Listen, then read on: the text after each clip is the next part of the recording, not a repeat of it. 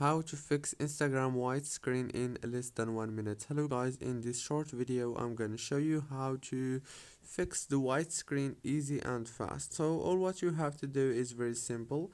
Just open the settings page on your phone, scroll down, go to the apps right here, and then go to apps,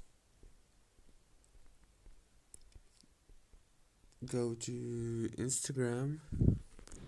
Now click here on storage, click on clear data, and then go back, click on force stop.